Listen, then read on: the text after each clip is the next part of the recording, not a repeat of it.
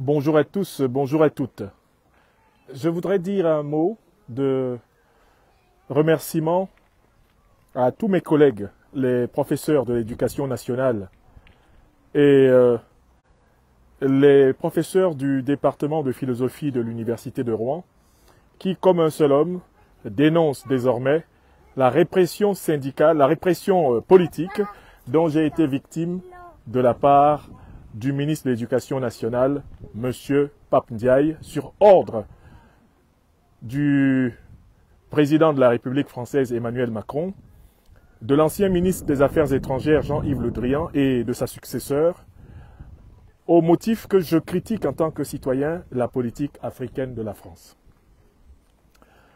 Depuis plusieurs jours, la vérité éclate. Tous les syndicats de l'éducation nationale et tous les collègues du département de philosophie de l'Université de Rouen, à l'unanimité, viennent de signer une série de communiqués pour dénoncer la violence politique, la persécution politique dont je suis victime. En effet, plusieurs professeurs de mon rang détiennent des comptes Twitter, des comptes Facebook, des comptes YouTube, des comptes LinkedIn sur lesquels ils s'expriment et de temps en temps d'ailleurs critiquent certaines politiques de l'État français comme la dernière réforme injuste et abominable des retraites. La crainte est grande que si on venait à légitimer le fait que parce que je critique la politique africaine de la France, alors que je n'ai commis aucune faute professionnelle, aucune faute dans l'exercice de mon enseignement, si on laissait passer l'idée que quelqu'un qui critique la politique du gouvernement en place, au motif qu'il est professeur, mérite d'être puni par le gouvernement en place, cela voudrait dire la fin de la liberté d'expression pour les millions de fonctionnaires de l'éducation nationale et de l'enseignement supérieur en France. Car en effet, dès lors que le citoyen exerce sa liberté de penser à titre privé dans l'espace public, si on a des choses à lui reprocher, c'est la responsabilité d'un juge de tribunal correctionnel, d'un juge pénal ou quoi que vous vouliez. Ce n'est pas... Oui, Emma, laisse-moi, je finis de parler rapidement. Ce n'est pas de la responsabilité du ministre de l'Éducation nationale, ce n'est pas de la responsabilité du gouvernement d'imposer ce que doivent penser les professeurs en tant que citoyens.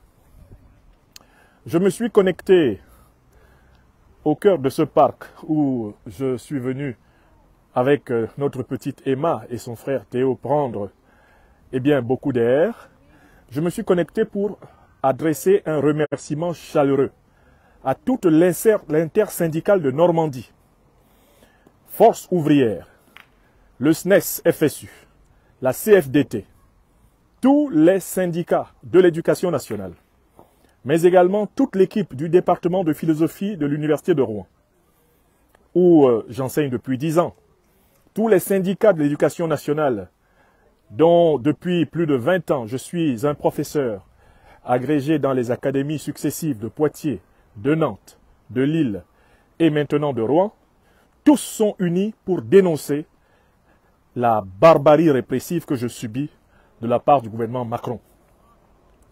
Je voudrais d'ores et déjà ici, après avoir lu les communiqués vibrants qu'ils ont signés, la lettre en motion de soutien des collègues du département de philosophie de l'Université de Rouen, qui a été adressée en protestation dès le début de cette persécution, je voudrais leur dire merci du fond du cœur d'être cette France qui est désirable face à l'autre France, l'indésirable France-Afrique. La France des élites politiques françaises corrompues, alliées aux élites politiques africaines corrompues, qui mentent au peuple français, qui mentent au peuple africain, et qui vivent de l'exploitation injuste, des richesses des nations spoliées. Oui, ma cause est de mieux en mieux portée en terre de France, puisque c'est très rare que pour un collègue réprimé, sanctionné, il y ait une unanimité de l'intersyndicale académique en sa faveur. Je voudrais remercier ici tous les collègues, Force ouvrière, SNES-FSU, CFDT. Je voudrais remercier tous les syndicats qui, comme un seul homme, protestent et demandent à rencontrer incessamment le ministre Pape Ndiaye pour lui demander de retirer sa sanction politique injuste.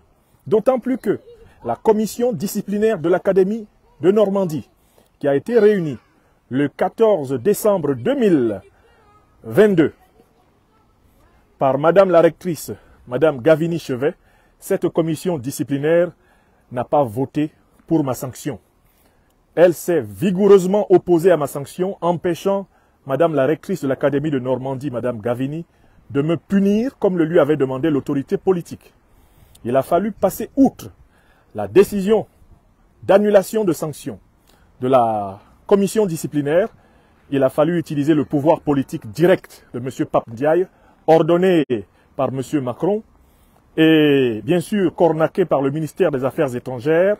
Il a fallu punir le critique de la France-Afrique, alors même que dans son métier de professeur agrégé, depuis plus de 20 ans dans ce pays, il n'est coupable d'aucune faute dans l'exercice de ses fonctions. Chers collègues de l'Académie de Normandie, chers collègues de l'intersyndicale, mobilisés pour défendre mon honneur, ma dignité de citoyen, il est important que vous sachiez que le régime Macron a entre-temps multiplié les moyens de rétorsion et de répression contre moi. Il me convoque le 12 avril prochain à la police judiciaire de Rouen dans une affaire qu'on trouvait consistant à fouiller dans la gestion d'une association fondée il y a 4 ans et pour laquelle essentiellement ont été menées et à travers laquelle ont été menées des actions de solidarité. Ils veulent par tous les moyens m'obliger, me forcer, me contraindre à me taire et peut-être même m'éteindre parce que je porte la voix des sans-voix d'Afrique et parce que je dénonce les complicités criminelles de France contre le peuple africain mondial. Il faut que vous sachiez que dans l'exercice de mes fonctions comme professeur dans ce pays, jamais je n'ai fauté. Jamais je n'ai confondu une salle de classe avec un espace de propagande politique. Jamais je n'ai fait de mes opinions politiques en tant que citoyen, en tant que philosophe, le cœur d'un enseignement aux consciences qui m'ont été confiées. Voilà pourquoi tous les rapports académiques disent de moi que j'ai été et que je suis un excellent professeur.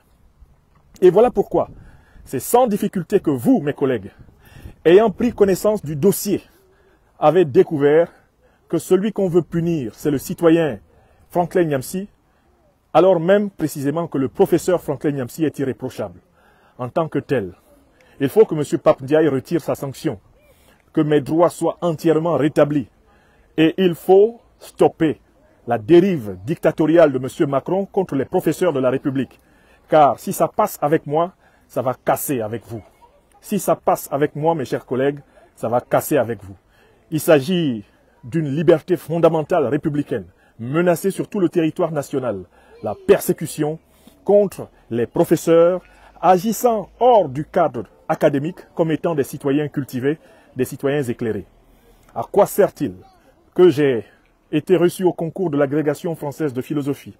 À quoi sert-il que je sois titulaire d'un doctorat de philosophie de l'université française? Si, en tant que citoyen, je ne peux pas philosopher, je ne peux pas penser librement, à quoi cela sert-il? Dites-moi, à quoi cela sert-il d'être à nouveau confronté, comme Socrate à Athènes, à la ciguë que me propose M. Macron?